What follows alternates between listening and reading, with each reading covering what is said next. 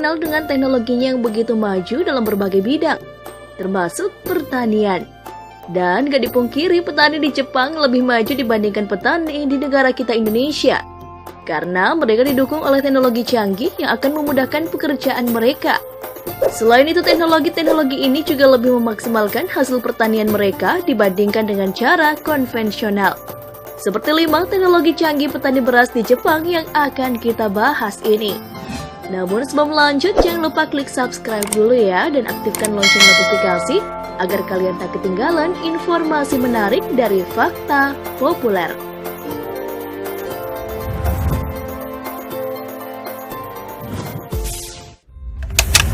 Pembibitan. Hanya benih yang berkualitas unggul dan bermutu tinggi yang layak untuk dibudidayakan.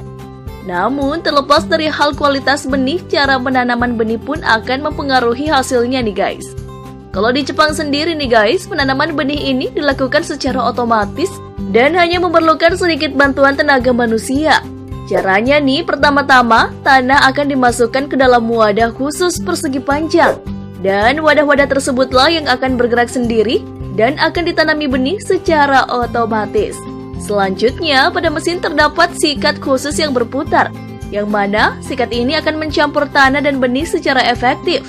Juga hal yang gak kalah canggihnya nih guys, pada penyiraman. Biji-biji ini selanjutnya akan melewati penyiraman secara otomatis.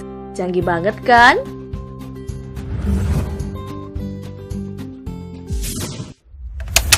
Penanaman.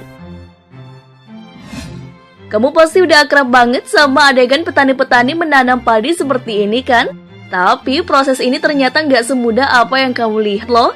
Proses penanaman akan dilakukan setelah benih sudah tumbuh dengan daun sempurna. Lalu cara menanam dilakukan dengan memasukkan bagian akar membentuk huruf L agar akar dapat tumbuh dengan sempurna. Itu cara manual ya. Tapi lain lagi nih di Jepang. Petani Jepang gak perlu capek-capek lagi turun ke sawah karena mereka sudah menggunakan teknologi canggih. Petani hanya perlu naik ke atas mesin dan gak perlu lagi turun berkotor-kotor ria di dalam sawah. Benih-benih yang sudah tumbuh hanya perlu diletakkan di atasnya. Lalu ketika mesin tersebut sudah dijalankan, benih-benih tersebut akan tertanam dengan sendirinya. Dengan begini jauh lebih menghemat waktu dan tenaga kan?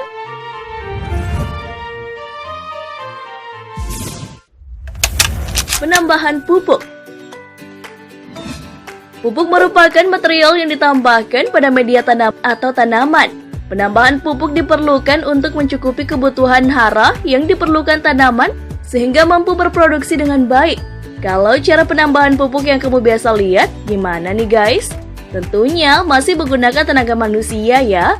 Nah, kalau di Jepang nih, proses pemupukannya dijamin bakalan membuatmu terpesona. Untuk mengontrol jalannya helikopter tersebut, petani menggunakan remote khusus. Kalau menambahkan pupuk dengan cara seperti itu, kayaknya bakalan menyenangkan banget ya. Udah kayak main helikopter-helikopteran dengan remote control nih ya.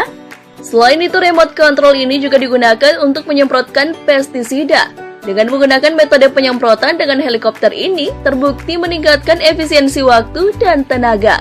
Untuk menyemprot lahan seluas 1 hektar saja hanya membutuhkan waktu 1 jam saja. Bandingin aja kalau pakai tenaga manusia. Selain melelahkan, pastinya juga lebih menyita waktu ya.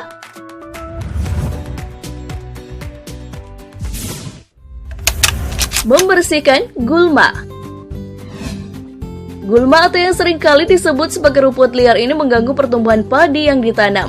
Oleh karena itu, pembersihan gulma sangat penting untuk dilakukan oleh para petani. Cara menyiapkan tanaman dari gulma ini pun bermacam-macam. Bisa menggunakan cangkul kecil untuk gulma yang cukup besar, atau menggunakan tangan jika gulma-gulmanya cukup kecil. Tapi hal ini tentu memakan waktu dan tenaga yang cukup banyak ya guys. Lain ceritanya di Jepang. Untuk pembersihan gulma di sawah, mereka menggunakan mesin khusus pencabut gulma secara otomatis. Layaknya helikopter penyemprot pupuk tadi dan pestisida, mesin yang menyerupai kapal bot mini ini dikendalikan dengan remote control.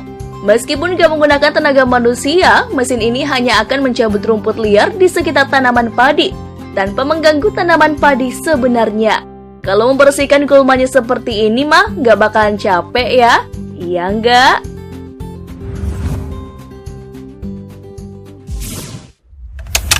Panen. Setelah penanaman bibit, penyemprotan pupuk, dan pembersihan gulma, kini saatnya kita panen nih guys. Seperti kata pepatah, barang siapa yang menanam, maka dia pula yang akan menuai. Ciile. Nah, untuk proses pemanennya pun gak kalah canggihnya nih guys dengan proses-proses sebelumnya. Para petani Jepang menggunakan alat semacam traktor dalam memanen. Mesin ini dilengkapi dengan mesin pemotong di depannya, dan secara otomatis padi yang telah terpotong akan masuk di dalamnya. Pula nih, hal yang gak kalah canggihnya nih, mesin ini gak hanya bisa memotong padi nih guys, tapi juga bisa memisahkan butir-butir padi dari batangnya. Wah, keren sekali ya. Itu dia 5 teknologi canggih petani yang ada di Jepang. Menurut kamu, teknologi mana nih yang paling bagus ditiru petani di Indonesia? Komen di bawah ya.